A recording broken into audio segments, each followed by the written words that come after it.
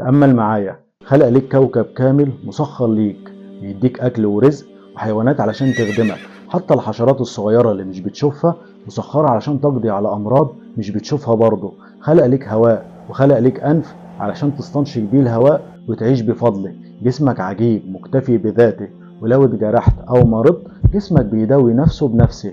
خلق ليك صيف وشتاء، ليل ونهار. خلق ليك كواكب وغلاف جوي يحميك من أي ضرر، وشمس تعيش بيها. والأرض بتدور بسرعة ثابتة لا تزيد ولا تقل ولو بجزء بسيط، وإلا لكنا هلكنا. خلق لك الرياح بتيجي في وقتها المناسب، بتحميك من درجات الحرارة وتيجي بالخير والمطر، وتقتل حاجات مش بتشوفها علشان تحميك.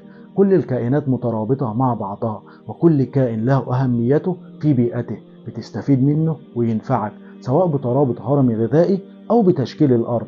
إلا الإنسان فوجوده أو عدمه ما بيفرقش في حاجة للأرض. يتأكد هنا إن كل حاجة مسخرة ليك بدون مقابل، والمقابل هنا هو العبادة. هو العبادة. حي على الصلاة.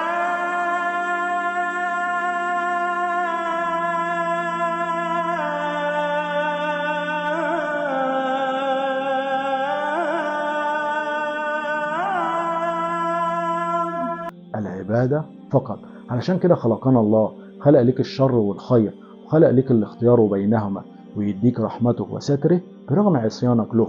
خلق لك كل الأقدار ويختار لك أحسنهم، ولكن بنيتك السليمة قدامه، ودايما يغفر ليك ويفرح بعودتك له، وبيوصيك بالخير في نفسك قبل غيرك. وفوق كل ده بتاخد أجر في أي دين ده وأي رحمة دي. والتوازن والتخطيط والهندسة الخلقية مش جايين صدفة، وحياتك هي أكبر هدية من رب العالمين، فاستغلها جيدا واحمد ربنا اللي برحمته تعيش. فسبحانك ربي ما أعظم شأنك، فسبحانك ربي ما أعظم شأنك.